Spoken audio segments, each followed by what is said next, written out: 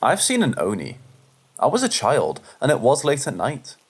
I grew up in the countryside of Northern California, across the road from a Native American burial ground and dense oak forest. My family were Christians, but not devout, and this was before the time of the internet. It wasn't until years later I decided to research what I saw, and it shocked me. Like I said, it was late at night and I was wide awake. I was between 9 and 12 years old. My younger brother and sister were in the same big room, and they were asleep. I was looking at the doorway towards the hallway that led to the rest of the house. The double wide doorway was open, no closed doors. The Oni peeked around the corner of the doorway. It was looking right at me, as if it knew where my eyesight was before it revealed itself to me. It peeked just its head around at me very slowly, and very slowly gave me a huge smiling grin, keeping eye contact the whole time. It then slowly slid its head back around the corner, and I never saw it again. The Oni was red with curling lips and horns, but it was not terrifying in the sense of a werewolf or Christian demon. It was about 5'7" in height, but I never saw its body, just the head. The image has been burned into my brain ever since. I brushed this off as just a childish hallucination for a long time. About 11 or 12 years later, when I was in my late teens and early 20s, I decided to look on the internet and see what I could find. I googled something like smiling red demon and eventually found it online. I was shocked. There it was. I started reading that it was an Oni. They like to hide behind things, and that many people had seen one before. I now know it wasn't just a hallucination. I saw one. I'm now in my mid-30s, and I still think about the Oni. Now that I'm older, I don't think it wanted to hurt me at the time, nor could it, since I still had the innocence of a child. I feel it revealed itself to me just to show me that otherworldly things exist. Maybe for fun. Or maybe as a warning not to be evil. I've had good fortune in life and don't do evil things. I do feel if I tried hard enough, I could summon the Oni, but I never wanted to. I'm a legal professional who makes a lot of money, and I'm not really religious, although I believe in a higher power. I'm not making any of this up. Oni are real.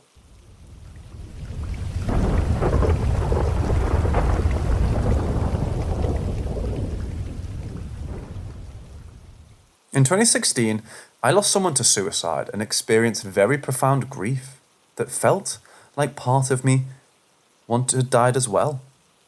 In the first couple years after they died, I would have vivid dreams of communication, but easily explain this away because it made sense that it was created by my own mind as a coping mechanism. Some backstory. When I first met this person on a very significant day in our life together, a huge deer ran across an urban highway and we communicated about how strange it was and that it jokingly must be some kind of sign. Last night, I was driving home on another densely trafficked urban highway, and in the middle of the highway was a deer casually walking across. Within about 30 seconds to 2 minutes, I experienced what can only be described as a presence that was, in all honesty, terrifying. Every hair on my body stood up.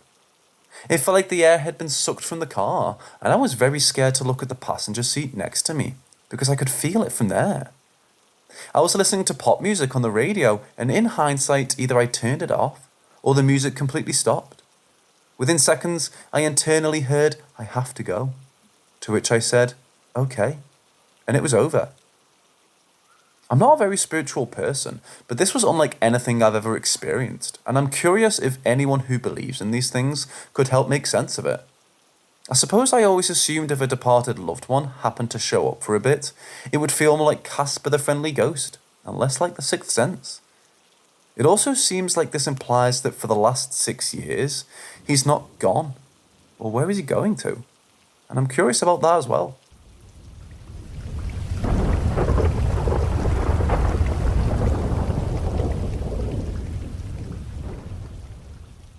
So, I always tend to sleep sideways. Never flat on my back, but last night I fell asleep laying on my back. Last thing I remember doing was looking up at the ceiling, thinking about my past. My boyfriend was already asleep, his face turned in my direction. The table lamp was illuminating his skin. All of a sudden, the room went very dim. The table lamp wasn't on anymore. My eyes frantically scanned the room, and there she was. It was hard to see it at first, but after my vision adjusted, I saw her standing in the corner of our room. Hair dark at night, face pale and disfigured. Her eyes pierced my soul. Then her face started moving to the side of her shoulder. I could hear her neck cracking as she moved. Then she smiled. Her teeth and eyes were bleeding. The room was so silent, I could hear the blood dripping. "Babe, wake up." I turned my head to the side and there he was, still fast asleep. I kept saying to myself, no, this isn't real. This is a dream. Wake up, Amy, wake up. Wake up now, goddammit. She was still standing there. I was fighting myself. I couldn't wake up or move my body. I don't even remember falling asleep, but it for sure had to be a dream. I knew it couldn't be real. I could feel myself trying to wake up. I could hear my inner voice telling me to open my eyes. Then, the table lamp turned back on. I stood up right away, thinking I was finally awake. My boyfriend woke up and asked what was wrong. I was hyperventilating while pointing to the corner of the room, saying, "She's there, she's standing right there." He turned to look, then he said, "Amy, there's no one there." But I could still see her, despite having the light back on and being able to move. "Babe, I'm going crazy. I'm going fucking crazy. Help me, she's there. I see her standing there." I kept repeating this over and over, rocking my body back and forth while having both hands on my head. Then all of a sudden, I felt my body being jerked awake. This time, I knew for sure I was awake. I sat up on my bed. I saw that my boyfriend was still sleeping and the lamp was still on, but this time, she was gone. I wasn't shaking or hyperventilating anymore. I was just very confused, second-guessing myself if I was really awake. I couldn't fall back asleep after that. Last thing I remember doing is going to my Spotify and playing Someone New by C. Lakeland on repeat. I placed my phone under my pillow and fell back asleep. My boyfriend's work alarm went off a couple hours later. When he woke up, I was telling him about a nightmare I had. When I was telling him I was hyperventilating and pointing to the corner of the room, he said, "But Amy, you did do that. You don't remember?" I woke up. I was asking if you were okay. I froze for a moment. I couldn't understand. There's no way. I saw a dark figure in the room. It was for sure a dream. I couldn't wake up. And then I thought I woke up. I still saw her. I eventually woke up for real and put music on. He said, "But you were awake. I kept asking you if you were okay." I was like, "You're lying. There's no way. You have to be lying." But I'm not lying. I didn't ask anything more, but it's been bothering me all day.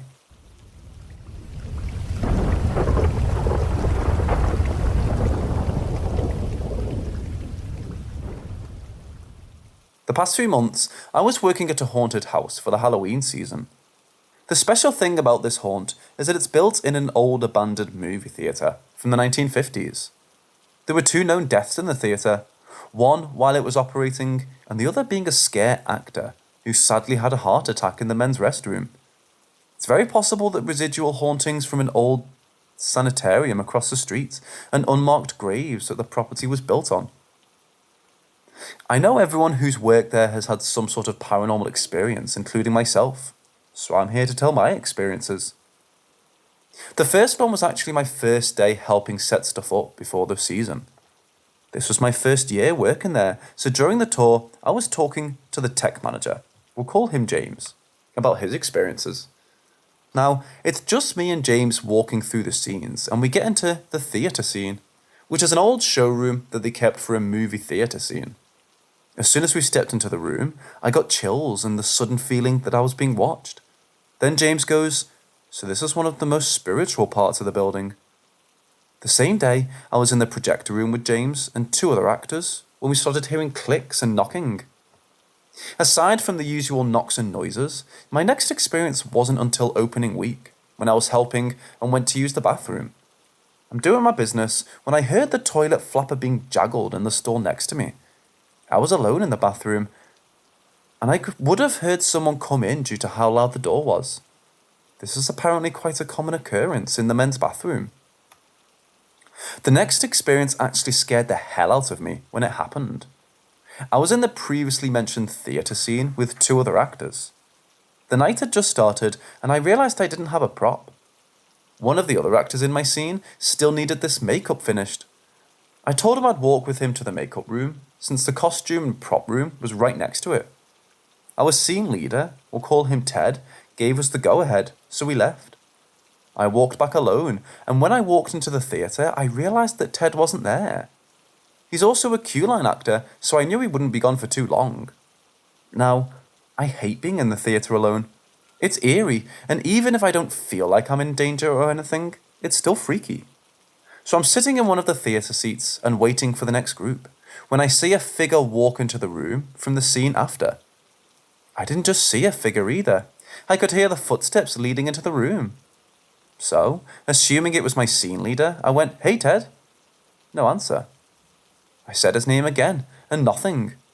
There was no one in the room with me at all. My scene leader actually came back about 10 minutes after this. This was by far the creepiest experience.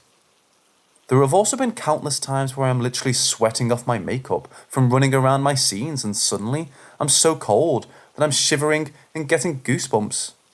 Keep in mind that it's an old building with no AC or heating.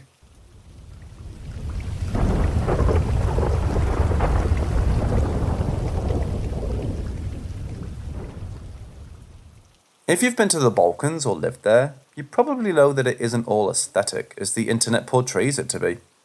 At the time, I was 17, and I was going to a friend's place to smoke weed at around 3:30 or 4 a.m. in the morning. I was walking in some back streets. If you know, you know. But it was those streets that are with the communism apartment blocks. There were barely any lights working on the streets, and I was walking alone. Going around the cars and the parkings in front of the blocks, I go past an alley.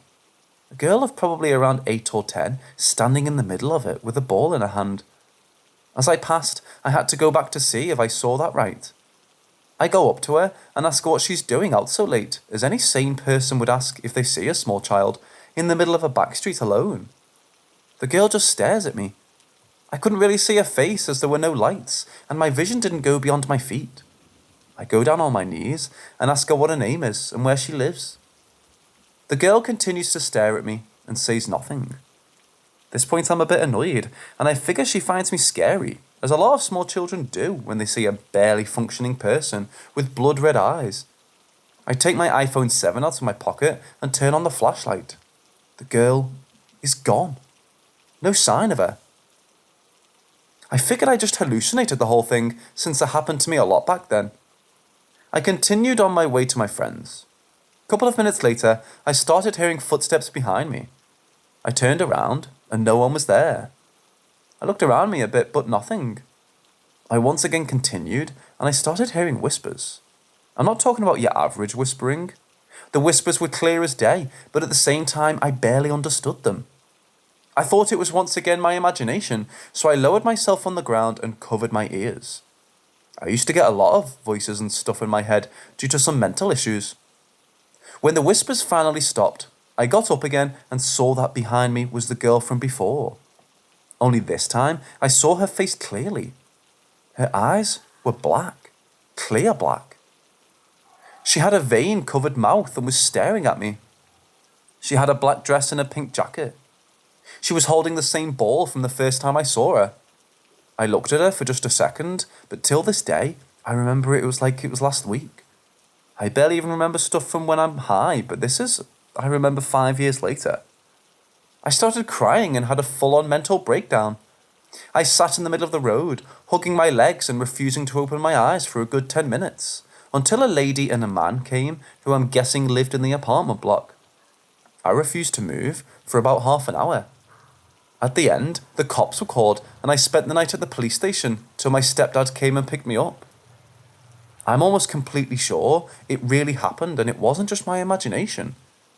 2 months after the incident, I was diagnosed with schizophrenia and autism, so the only people who believe me are my boyfriend and my mom.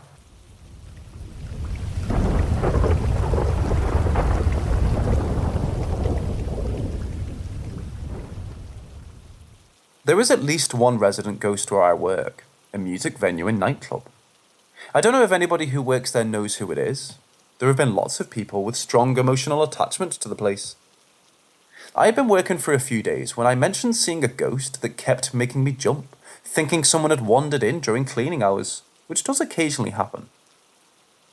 The rest of the staff immediately confirmed there is a ghost. Everyone sees him. Some people quit suddenly, and I don't know if it's because they were unsettled by him. Every encounter I've had has been non-threatening. It started out catching glances from across the room. Then I started seeing shadows pass across doorways when I knew nobody was in the room. Then there was a day when the door of the bathroom I was cleaning opened, and I saw a person out there. I thought it was a co-worker. Then when I stepped out, realized she was on the other side of the building. A few days later, I came out of the same bathroom after cleaning, and he was standing right on the other side of the door. I expected to run smack into someone, but just passed right through him, and he vanished. Maybe a month ago, I was in a room alone and he gave me my ass a good squeeze and tickle. It's been a long time since I've been touched by an entity, and this is the first time one has goosed me. I wasn't scared or offended. I thought it was hilarious, and the second I got home, I told my husband. The ghost is getting really familiar. He asked, "Did he goose you?" joking around, and we had a good laugh when I confirmed it. A week or so ago, me and a couple co-workers, one female and a male manager, were chatting and the subject somehow got onto the ghost. The female co-worker said she'd been felt up, and another female told her she'd had her back touched and shirt gently tugged on in a teasing way. I told them about the ass grab. The look on the manager's face was priceless. He had plenty of first-hand experience with the ghost and had no reason not to believe us. It was just clearly the first time anybody had brought it up, and he had no idea how he was supposed to handle it. Not like he can take the ghost into his office and give him a stern talking to about sexual harassment in the workplace. We assured him that we didn't actually mind the ghost touching us and feel he's a very friendly entity who just gets a bit frisky sometimes.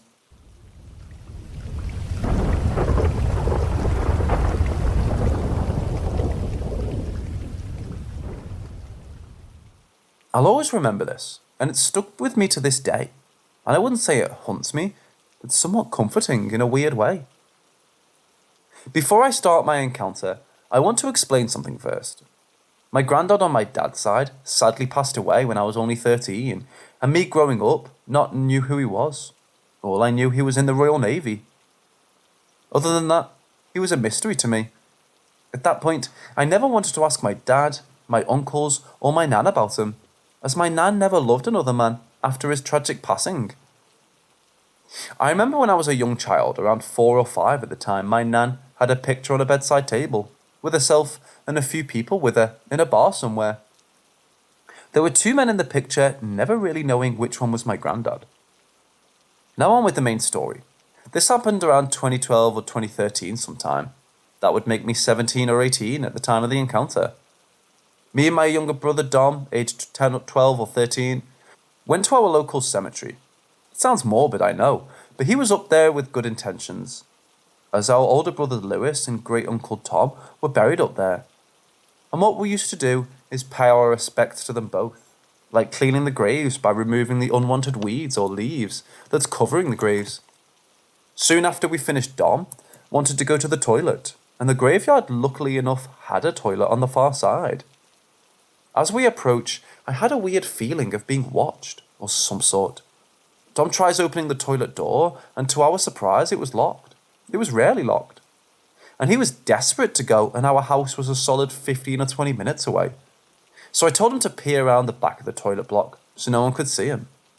Then, in the corner of my eye, a good 10 meters away, I see this guy staring at me. I turned to face him, and it was like a staring competition. How he was going about it, he kind of reminded me like my dad's brother, my Uncle Andy, but I knew it wasn't. For one, he lived 2 towns away at the time. 2, he would have come up to me and asked why I was in the graveyard.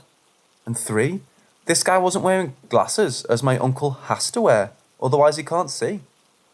So I turned to Dom and asked him what's taking so long, as I turned back where the guy was. He was gone. I questioned myself who he was, and for a big guy, he knows how to run. After that, I didn't question it. I found it weird nonetheless. Several weeks later, my brother wanted to ask my nan about our mysterious granddad. So I reminded him that if Nan doesn't want to talk about him, then just drop it. Like I said before, I didn't want to upset our Nan. So my brother goes and talks to my Nan. I hear my brother call me, so I go towards my Nan as I walk in. She was smiling and happy to show old pictures of herself, and my dad and my uncles, and then one caught my eye, and it was my granddad. That was the guy that was staring at me at the cemetery.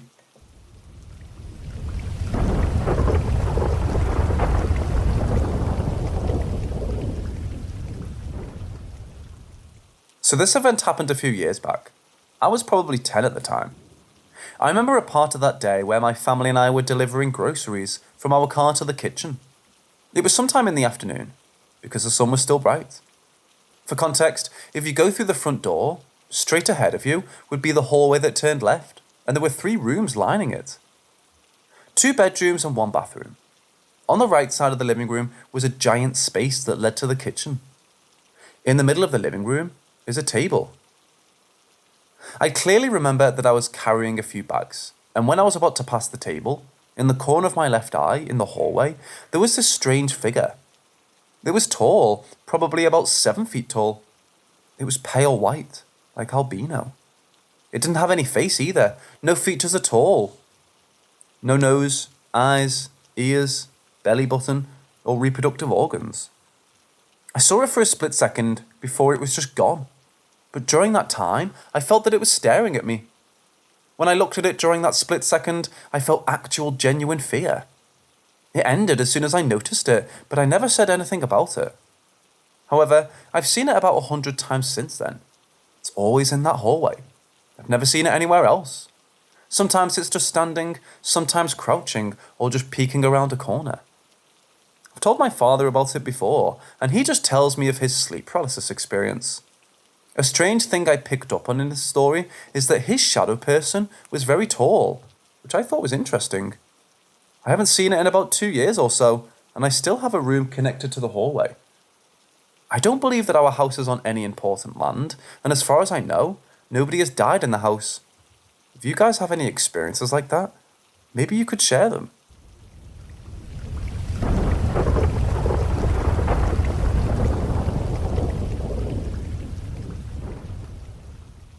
I'm 37, and I'm writing this because I'm at an utter loss, and it's becoming concerning. I moved into my apartment a year ago. It's a one big house, but divided into 3 apartments. I live in one of the upper units. Before moving in, my downstairs neighbour, who's known me for 22 years, said the prior tenant had cats, and they said one of them died in my apartment. The prior tenant was a hoarder, and it was a mess. So much so, they never found the body of the cat. I never thought anything of it. A month or 2 go by, and I start noticing my cat. She would sit down and just stare off into the corner where my bathroom is, like she sensed something, or someone. Never really thought anything of it. Aphrodite, what are you looking at? More time goes by, and out of nowhere, at random times of the day or night, my cat would run around the apartment like she's physically playing with another cat. Even would get low to the floor, butt in the air type stuff. It started to become an everyday occurrence, so much so it's become an inside joke amongst my neighbours and myself. Oh, I heard your cat running up there playing with the ghost cat again. We would always laugh it off and go about our life. But then, after a while, I started to notice a change in my cat's demeanour. Instead of greeting me with happy kisses and smiles upon getting home from work, immediately opening the door, my cat would want to bolt out into the hallway in fear of her life. I thought that was strange. Then at points when I would feed her, instead of her running up to her the food, she would cautiously approach, looking over both shoulders to make sure nothing was coming up on her. I just thought that was odd. Just kind of been going about my life all year watching my cat sense something and a demeanour change. Just never thought of anything. Then a few nights ago, I'm about to sit down and do some gaming, and I hear my cat, who was laying down on the floor behind the couch, let out these 2 defensive, stand your ground meows like, don't come any closer. It concerned me so much that I turned around and said, Aphrodite, what's wrong?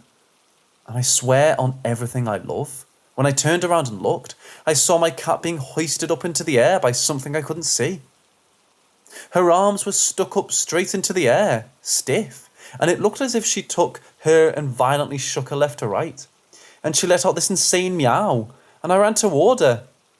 Like, oh my god, Aphrodite! And as I'm running to her, I see what can only be described as an imprint in her fur, like when you push your hand down on the bedsheets. As I got a bit closer, I felt this insane energy bum rush me, and it felt like I got instantly kicked into the freezer. All the hair on my arms went straight up. I got goosebumps, shaking cold, trembling. I say, "What the fuck is that?" And I swear my cat and I haven't been the same since. It feels like some force has itself attached to me. Like I'm here, but my soul is being held against his will. Super hard to explain. My family wants me to seek out medical help. Which I am, because I know they defy logic. It's such an issue in my life right now. I'm at a point where I hope they diagnose me with schizophrenia or something, so I can be medicated and move on. And that's a powerful statement. My family thinks I'm hallucinating, but if I'm hallucinating, why is it affecting my cat? I have a video of her minutes after it happened, and I'm standing next to her calling her name.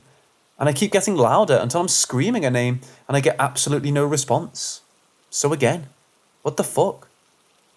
So I'm at the point where I'm hoping there's some logical, scientific explanation for all this, because I truly have been watching my cat sense something all year.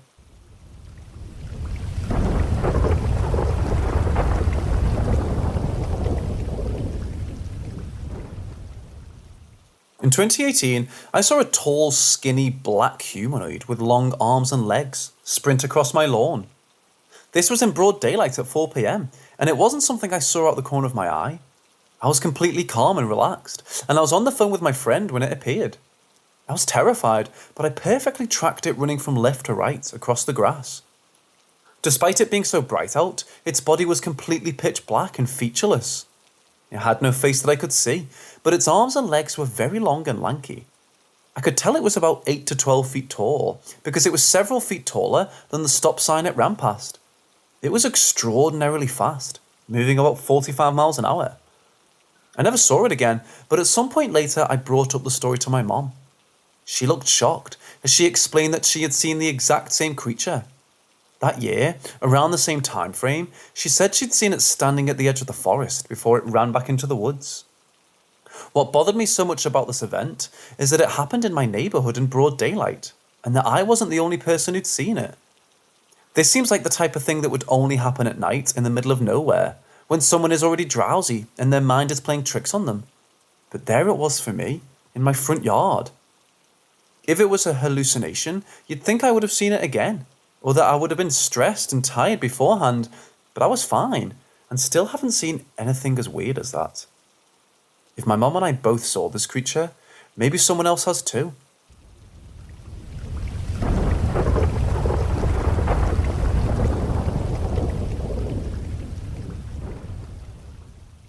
Thought I'd share something interesting that happened to me about 15 years ago.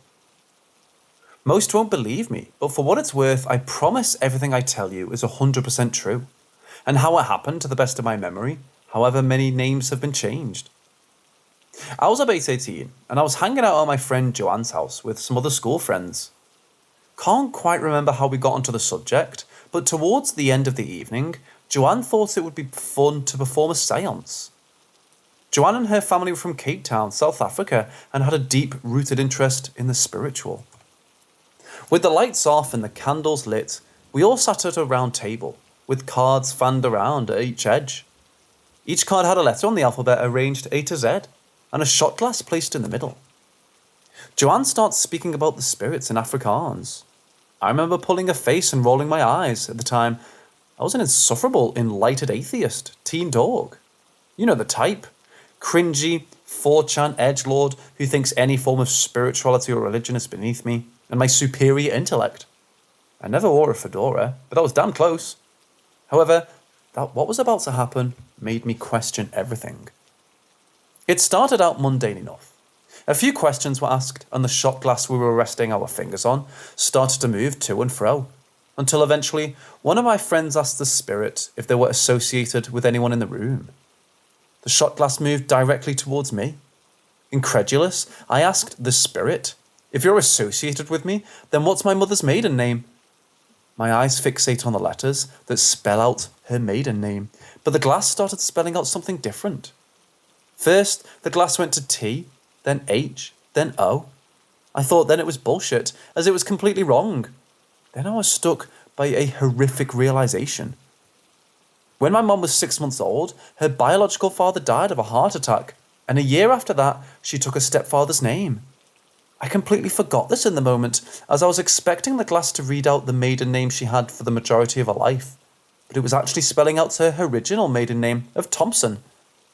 It was a fact so trivial that I barely remembered it myself.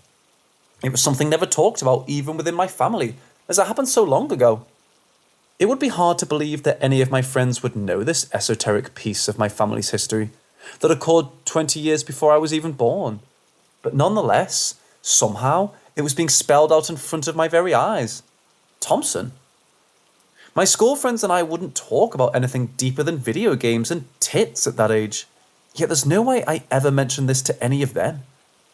It's not like one of my pot-smoking loser friends had a copy of my mum's birth certificate, and none of them had ever met anyone else in my family. There was literally no way anyone could have known this. Before I could contemplate this for too long or ask any other questions to my ghostly associate, Joanne's mom came into the room and turns the lights on, and with a thick South African accent shouts something like, "Bloody hell, Joanne, stop messing around with this silly crap," and puts a definitive stop to the proceedings. Of course, at the time, I played it off as a prank, but the more I think of it, the more my mind wanders. Did something actually paranormal happen that night? I know it's nothing dramatic or exciting. I didn't see an apparition or a cryptid, but unlike 90% of the shit you read online, this experience is actually true, and something to this day I can't explain. I'd love to hear your thoughts.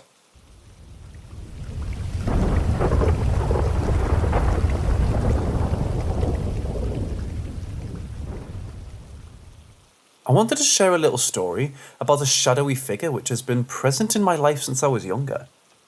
For context, I'm a believer in the paranormal, as well as spirituality in general. But I think what's really shocked me is the consistency in the sightings and actions of this shadowy figure. From the perspective of people who have no background knowledge of it, from myself or anyone. As a child, I was sitting with my brother in his bedroom, where the door had a clear view of the entire hallway, which allowed me to see both entrances of my parents' bedroom and the washroom, which were parallel from each other. I remember the sun was setting, and due to forest fires, the entire hallway was brightly lit in a deep red colour, which felt eerie, but not a big deal, and I didn't think much of it. And as I turned my head to look down the hallway, I witnessed the clear image of a short, shadowy figure, quickly running from my parents' bedroom into the washroom. I was utterly terrified and couldn't believe what I had just seen, and I told my brother and parents about it. Fast forward years later, my aunt comes to visit and stays at our house for a couple months. She never says anything about it to us, and it doesn't come up. But years later, we start getting to talk about scary stories. And she tells me, your house has something. Mind you, I haven't told her anything about what I saw, nor did my family members say anything. But she describes exactly what I had seen, in the exact same placements, doing the exact same thing. A short, shadowy figure zooming from my parents' bedroom into the washroom, just as I had years prior. Finally, so many more years pass by, and I'm living in a new house with a couple roomies. One of my roomies is a very spiritual person, and I haven't told her this experience of mine. However, I did tell her that I felt a presence in the house when I first moved in, to the point where I visited my local church to get rosaries and crosses, as well as some sage to ward off any bad spirits or energy. Initially, she tells me that there isn't anything in the house. This is when I had first moved in. But tonight, she reaffirms me that there really was nothing before I came here. But now that I am here, there is something. Anywho, we had gotten to talking about spirits just randomly, and she brought up how I mentioned that I was feeling scared when I first moved in. And she told me that she had seen twice now a tall shadowy figure racing from my bedroom into the washroom. Needless to say, I was just speechless and terrified. I've always felt that I was being watched or never really alone. It's never really bugged me unless I think about it a lot. But I'm just so curious why this sort of thing happens. She told me that maybe this entity is following me around because it has unfinished business with me. But I really do wonder what that means and why spirits do these things, like cling onto certain people. What do you guys think?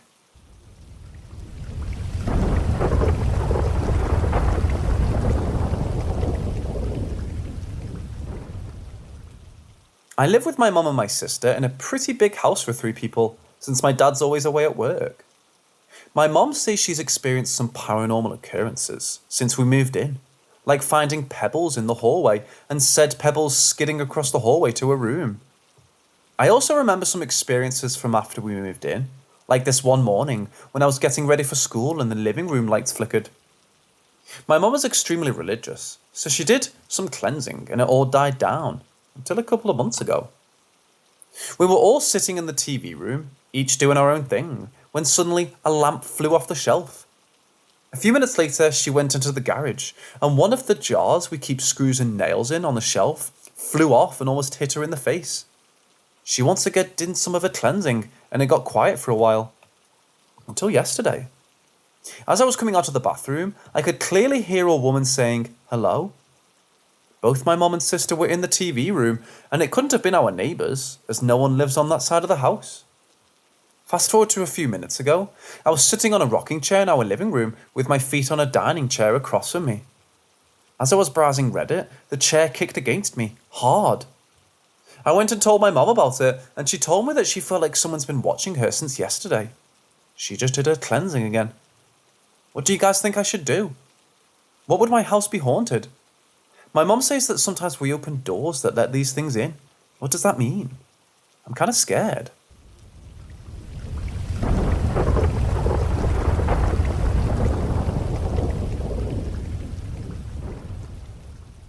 For starters, I live in the Appalachian Mountains region of the United States. Being in these ancient mountains have always inspired a sense of awe in me, and I don't think I would have wanted to grow up anywhere else. And also, being a descendant of Cherokee, it's always felt right to be here, you know? My brothers and I always had a lot of land to explore and run around on. I always tell people that I'm a grew up in the woods type A guy. It felt important to share that little background information because when I was younger, it might be rooted in some local folklore or something. But anyway, onto the story. When I was younger, I was never afraid to roam the hills, back in the woods, day or night. It was just part of me. And one evening, my family had a get-together with friends and family. We had a small fire and roasted hot dogs and s'mores, all the campfire goodies, you know? Well, afterwards, once the fire was put out, my father asked me to take the remaining wood that wasn't used to fuel the fire and throw them back in the bush at the end of our backyard, way away at the back of the field. He didn't want to run over any sticks when mowing the lawn, apparently. So I picked them all up and headed back toward the end of the field.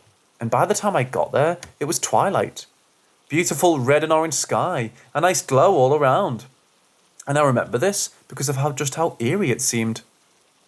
As I threw the sticks into the brush, I turned around and not 50 feet from me was a deep royal blue pig.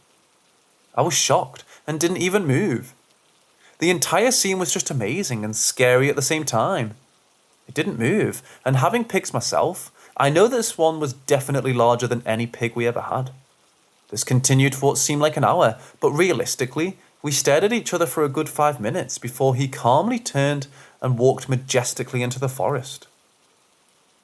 I never saw him again after that. But anyway, I just felt like sharing that story with you all. I've told some people about it throughout the years, but nobody really believed me, or they just thought it was a neat story.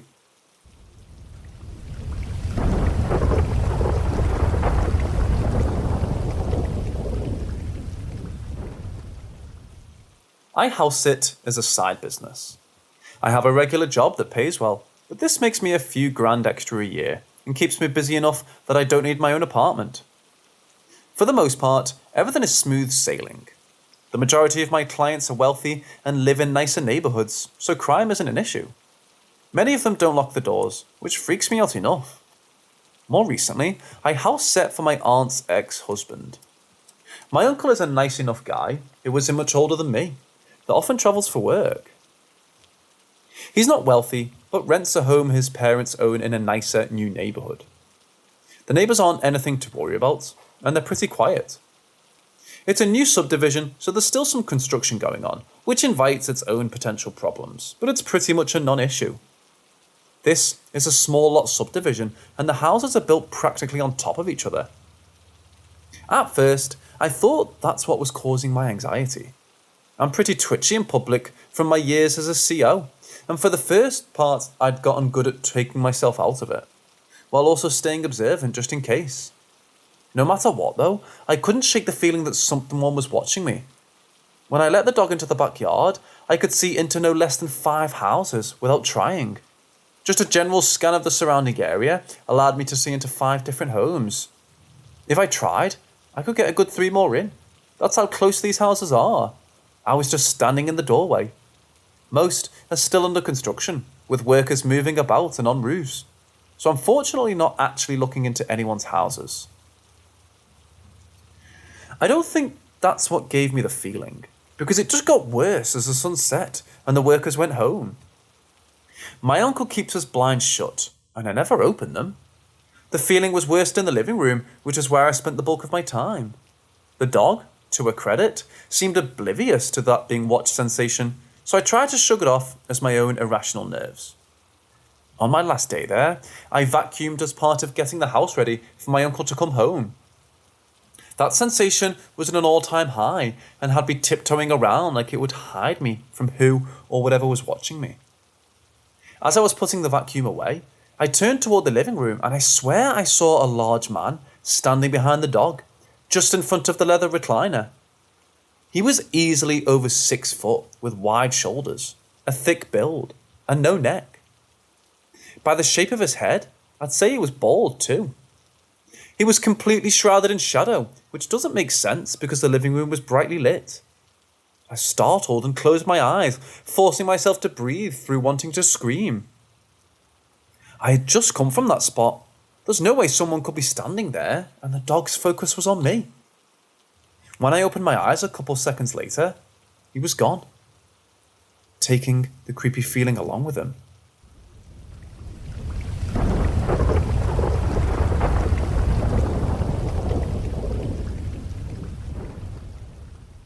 This was back in 2015. I went with my family to Bar Harbor, Maine, to visit a childhood friend of my mother's. They were pretty well off. They had several vacation homes, and this was a cute cottage in a residential area, surrounded by a national park. The house was an A-frame, so the rooms had those cool angled walls like I've seen in movies, but not in my own life. I was excited by that more than the whole nature thing. They're classic New Englanders. They even have themed rooms.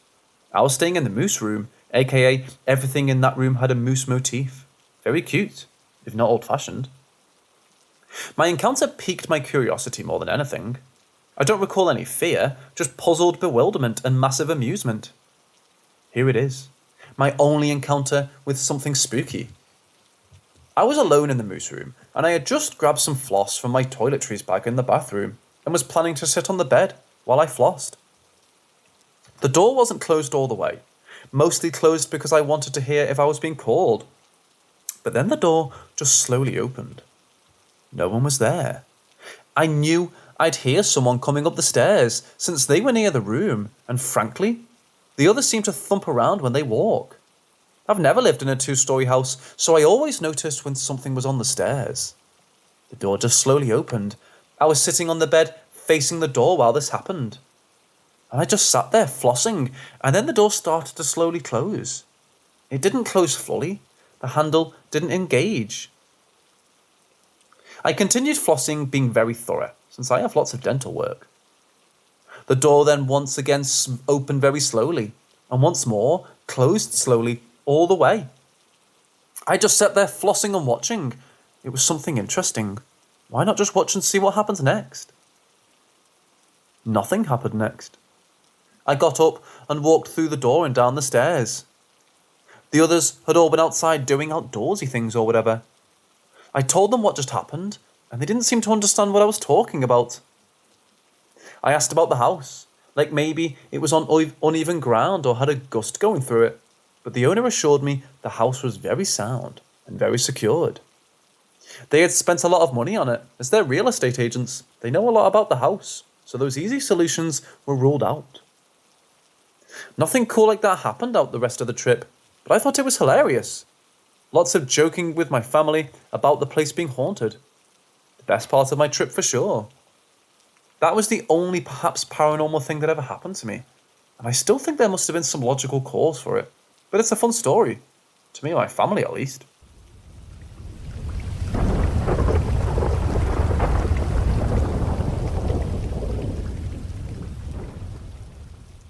Not that long ago, I was living in Texas with my grandmother, who had 2 daughters, and their Shih Tzu dog. They're very devoted Christians, and their house has this really peaceful, calming vibe. I used to sleep on the biggest couch in the living room, head facing the front door, and a lamp just above my head. One of the last nights I spent there living with them, I woke up at 4:30 a.m. as usual, because around 5 a.m. my aunts would come to the kitchen to make breakfast. Obviously, I had no intention of getting up yet, so I kept laying there facing the door with the dog on the floor just beside the couch, and I shut my eyes, hoping I would fall asleep again. I keep opening my eyes every now and then because I cannot go back to sleep. Never would I have imagined what I saw. There were 3 ladies standing in front of the front door. The 3 of them were wearing long, puffy black dresses. Each of them was holding something at chest level. I couldn't see clearly what it was. They were looking at me with anger, and I started to feel very frightened. I closed my eyes immediately as the little dog started to howl in this really creepy way. Holy Father prayer was the first thing that came to my mind, and I started praying silently, waiting for the dog to stop howling and the ladies to disappear ASAP. The dog kept doing the same creepy thing for about 2 minutes. I kept my eyes shut for about 20 minutes, and then I started to hear the noises coming from one of the rooms. It wasn't until one of my aunts came out that I opened my eyes. To my relief, everything was back to normal and peaceful once again. I've never told them about this experience. I'm still not sure why these entities were there. I spent all of my childhood in that house without any paranormal occurrence. I've spent more nights there after moving out, and nothing related has happened again.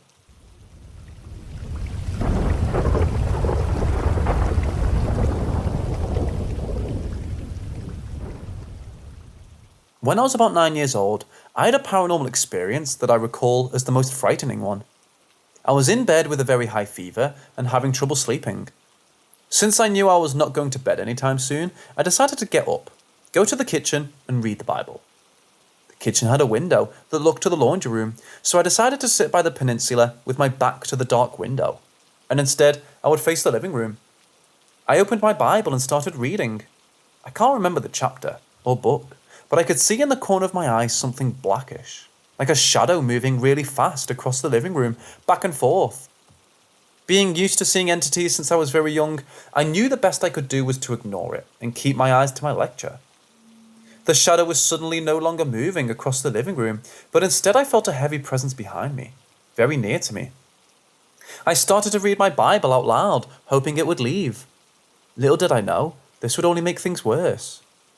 As I kept reading out loud, I felt the presence come closer, and it whispered in my ear something unintelligible. That was it. I just froze, got up and gathered the strength to run to my parents' bedroom to wake them up. I crawled into their bed and explained to them what had happened. My dad, as a spiritual man he is, told me to be calm, and he explained to me it might have been a demon picking on me, and since I gathered the little strength I had to read the Bible, it just made him mad and tried to scare me so I would stop. For a couple of weeks, I slept in my room with my lights on, and if I woke up in the middle of the night, I would just pretend I was still asleep, so nothing would keep bothering me.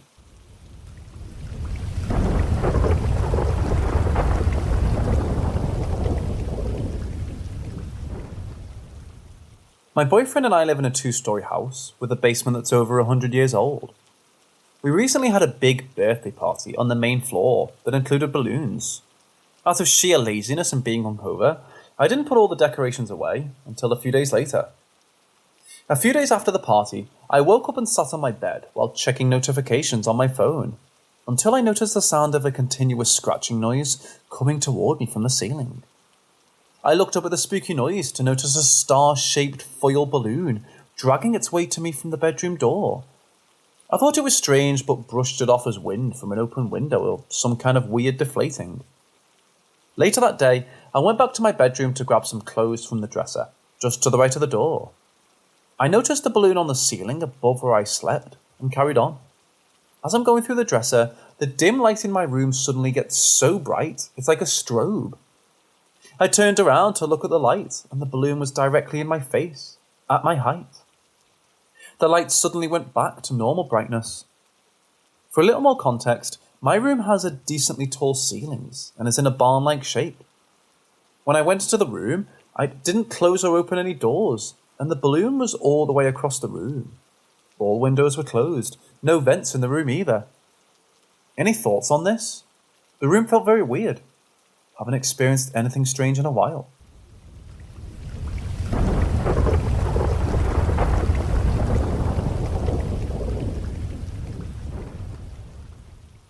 My buddies and I have a YouTube and TikTok channel where we go to urban legend hotspots with a 12-pack. We do it about every week. And this week we got a lead from my college ethics teacher on a potential ghost town and abandoned hospital out in the woods of West Point, Kentucky. It's about a 45-minute drive from Louisville. Our lead was from a website that I had found with photos and exact coordinates of where it is on a road, out in the middle of nowhere. However, we quickly realised how sketchy the situation was once we got closer. We were nervous. The road we had chosen to try and find was basically on Fort Knox property, and every turn we took was either gated off by Fort Knox or closed with a sign saying surveilled by the military. We eventually made it to a location called Bridges of the Past. It was foggy as hell, and you could walk under the bridges, but it was in a canopy of trees that made it look like something out of Hollywood. We were hearing all sorts of unexplainable noises.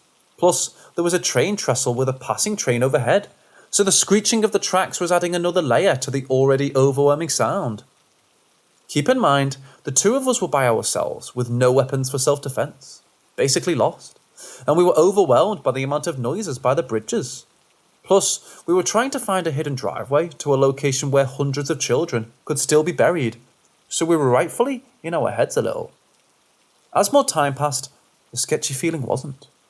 And we're used to being sketched out, but something felt unsafe. We decided it would be safer to scope out the long way around at sunset the next day, and try to find the hospital without looking over our shoulder for Fort Knox soldiers. Makes you wonder if anything has happened to anyone trying to find the hospital with the military in the way. Wonder if they made it.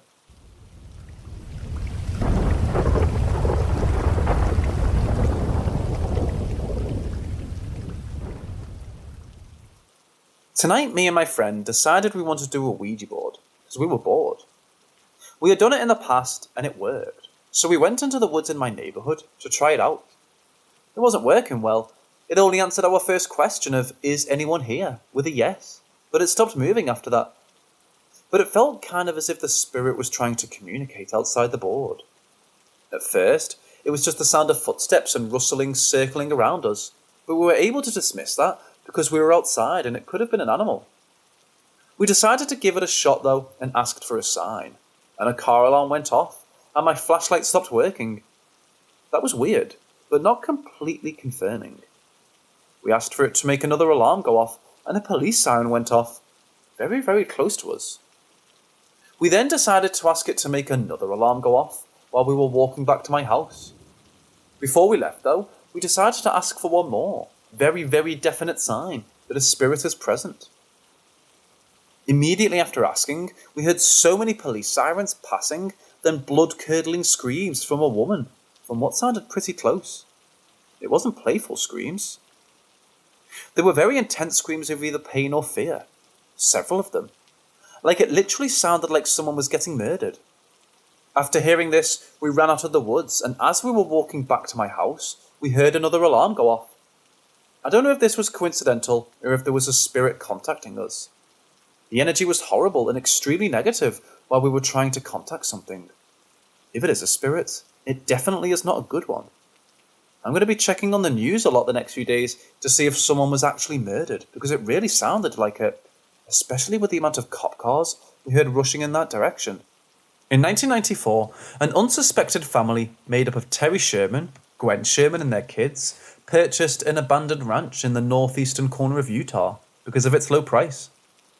With the family's main source of livelihood being cattle, they were excited to have this huge 500-acre property, as it offered ample space for their cattle to roam around.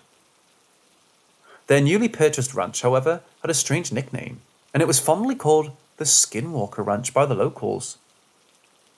Built between the late 1800s and early 1900s, the Skinwalker Ranch was built upon land cursed by the Navajo tribe. The Utes, a Native American tribe, had a habit of capturing and selling other Native American tribes into slavery. So when the Utes started rounding up the area where the Navajos lived, they were forced to move away from their land to escape enslavement. While fleeing away from their land, the Navajos cursed their own land with the Skinwalker's curse to punish the Utes who had tormented them. The Skinwalker Ranch was built on this cursed piece of land. In line with legends, the curse would summon skinwalkers, and they would terrorize the people living on the cursed land. Within a few years after moving into the ranch, the original owners started noticing strangely huge predatory animals doing eerie things on the property. These events led to the property being abandoned before the Shermans bought it. When the Shermans moved in, they fell in love with their house on the property, despite noticing strange things in it. They noticed that every window in the house had a deadbolt, and every door of the house had multiple locks on both sides. In the front and back sides of the house were huge pikes with massive chains that held guard dogs attached to them. It appeared as if the previous owners were extremely paranoid about something and did their best to safeguard themselves from this something. On their very first day on the property, as the family were unloading things off their truck, Terry noticed a huge wolf calmly walking towards them from a tree line. Terry and his family were used to protecting their cattle from the predators around them, and thus, instead of being scared, they got hold of the weapons and prepared themselves to confront this wolf. As the wolf walked closer, Terry was astounded by the wolf's size, as it looked 3 times the size of the largest recorded wolf. But despite its humongous size, it appeared to be extremely calm and friendly. As the wolf walked closer and closer, the family were enchanted by it and went into a trance. The wolf calmly walked towards Terry's father, started rubbing on him like a pet dog, and started walking back. On its way back, it saw a calf peeking through the grills of its enclosure and immediately pounced on it. The mouth of the wolf was so big that it completely covered the calf's head. The family were brought out of the trance by the calf's shout, and they immediately noticed a disgusting chemical odor around them. Terry's father immediately fired at the wolf with his rifle, but it didn't seem to cause any harm to the wolf. To save the calf, Terry and his son started bludgeoning the wolf with the backside of an axe, but it didn't budge and just kept pulling the head of the calf as it was trying to rip its head apart. As the family kept trying their best to ward off the wolf, it got bored of the calf and slowly walked away from the property, as if nothing had happened.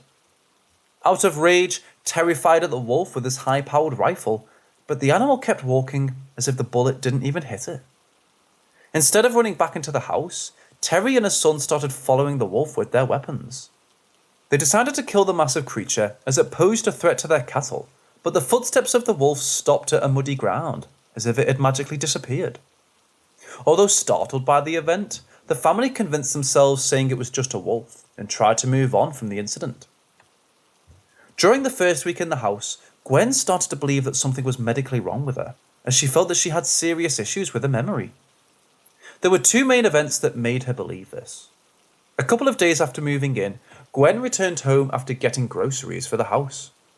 After putting away the groceries, Gwen went to her room to change her clothes, but when she returned back, she found the groceries back in bags. Gwen clearly recalled putting the groceries away, but they were somehow back in the bags. Gwen was completely caught off guard by this event, and despite thinking about it for over 20 minutes, couldn't come up with an explanation. The same day, Gwen grabbed a towel and went into the bathroom to take a shower. After a really long shower, Gwen stepped out of the shower only to find her towel missing. When she stepped out of the bathroom after drying herself with another towel, she noticed the missing towel hanging in a closet on the other side of the house. it wasn't just Gwen going through these things as a husband. Terry had something similar happen to him the same week. Terry was digging up holes with his digging device to make a new fence around the property. After digging up a few such holes, he left his equipment at the last dug hole and went back into the house to take a break. When Terry returned from his break, he noticed that his digging tool was missing. After completely searching the property, he finally found the 70-pound tool in a tree far away from the last dug hole. This heavy tool was hoisted up 70 feet in this tree. Terry was completely dumbfounded by this event, and just like Gwen, he was not able to come up with a logical explanation for this. By the end of the first week at their new house, Terry started noticing bright lights on the far end of their property at night. Terry initially thought these lights were the headlights of the vehicles of lost drivers, and didn't pay much attention to them. But as the lights kept appearing every night, he concluded that these were the torchlights of illegal hunters. So one night, Terry grew really frustrated with these supposed hunters and rushed towards these lights with his gun to confront them. As he went closer and closer to the lights, he noticed that they kept retreating away from him. After retreating for quite some distance, Terry saw these lights ascend into the night sky and disappear. With the strange events continuing, the winter of 1994 arrived. While Terry was looking out for one of his cows that went astray on an extremely chilly winter night, he noticed his footprints near the tree line where the giant wolf had previously appeared. When he followed the trail, he found that it disappeared in the same muddy region where the footsteps of the giant wolf had disappeared previously. Before the winter ended, 4 more cows disappeared in a similar way. With his animals disappearing, Terry started patrolling his property at night to find out what was happening to his cattle. One night, Terry noticed a strangely shaped object with bright lights near the tree line. This object kept gently hovering 20 feet off the ground, and its lights were focused on the ground as if it was scanning it.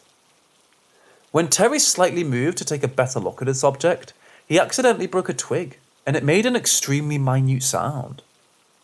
This moment the twig broke, the lights of this object turned off, and within a few minutes, just like the lights Terry had seen before, it descended into the sky and disappeared. By the spring of 1995, things moved from bad to worse for Terry and his family. The disappearing cattle started reappearing in random locations after a random interval of time.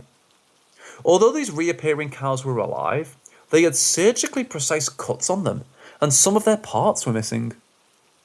Also, the family started noticing strange humanoid figures with expressionless faces walking around their property at night. At times, these figures walked right to the windows and peeked into their house, with their featureless faces, thus creeping out the family. To keep themselves away from these figurines, the family completely covered the windows and deadbolted them. Although they covered the windows to keep themselves hidden, they heard these figures scratch the windows and communicate with them themselves in nonsensical language. These events became so predominant that the family could barely sleep at night. As a result, the grades of the kids plummeted, and Gwen became delusional, which led to her losing a job at the bank. One night, when Terry was sitting on his front porch with his rifle, he noticed an orange light orb appear in the distance. Terry lifted up his rifle and saw through its scope to get a magnified view of the orb. Through the scope, he saw multiple dark humanoid figures that roamed around his property at night, crawl out of this oval-shaped orb. In the middle of this orb, he saw something that resembled the blue sky. These humanoid figures crawled out of this orb and disappeared into the tree line. After all, these figurines crawled out. The orb disappeared. The next night onwards, Terry and his family started seeing blue orbs around their property at night, and it emitted a strong sense of anxiousness. Tall, featureless humanoid figures crawled out of these orbs and glued themselves to the windows of the house. Despite the obscurity piling up, the family persisted to stay in the house, but they decided to leave the place when their 3 dogs were turned to ashes by one of these orbs. One night, when one of these orbs appeared, the family's 3 guard dogs started barking at it. The orb seemed to retreat from the dogs, but the dogs kept chasing it, and when it finally retreated into the forest, the dogs followed it. A few minutes later, Terry heard his dogs squeal in pain, and after a few more minutes, the sounds abruptly stopped. As the dogs didn't return, Terry and his son headed out into the forest in search of their dogs the next day. Inside the forest, they saw 3 circular piles of ashes, and these were the ashes of their dogs. This was the tipping point, and the family decided to sell their property. A billionaire named Robert Bigelow, who was obsessed with investigating the paranormal, bought the Skinwalker Ranch from Terry after he heard the strange sounds surrounding it. Robert had a group of highly renowned skeptic scientists and researchers to investigate the paranormal, and he made this ranch the headquarters for his crew. Robert hired Terry as the manager of the ranch, and thus, despite selling it, Terry continued taking care of the ranch. Robert's crew did a complete search around the property to find logical explanations for Terry's claims. Also, they did a thorough mental checkup on the family to make sure they were mentally stable. As they were not able to find any hallucinations or logical explanations for his claims, and the tests prove that the family were mentally stable, the crew slowly started to believe that Terry and his wife were not making it up. One day, while tagging the newly born calves, Terry and his wife Gwen saw the guard dog that accompanied them snarl at something. When they turned to see what it was snarling at, they saw a freshly tagged calf dissected with only its head and legs remaining. The calf was cut with surgical precision, and there was no blood around the place. So Terry and some of the researchers started scanning the property to find the case for the calf's dissection, and during their inspection, they found a huge humanoid wolf creature perched on a tree in the tree line. Terry immediately started firing at the figure, and it disappeared into the forest, leaving behind a disgusting chemical stench. This odour resembled the one left behind by the huge wolf that visited the property during Terry's first day. One other night, while 2 of the researchers were walking around, they saw an orange orb, and what they saw inside it matched exactly what Terry told them. They saw dark humanoid creatures crawl out of it and run towards them. As the duo crouched down in fear, these creatures ran into the forest. The researchers ran back into the house in horror, and they left Robert's crew the very next day. After studying the ranch for a really long time, Robert's skeptic group of scientists confirmed that there was something indeed eerie about the property. They found that multiple things on the property were highly magnetized, and they couldn't figure out the reason behind it. Also, orbs, lights, and obscure events were ever present on the property, and the crew collected multiple video and photo evidence to support it. Many believe that this is the most trustworthy instance of paranormal activity.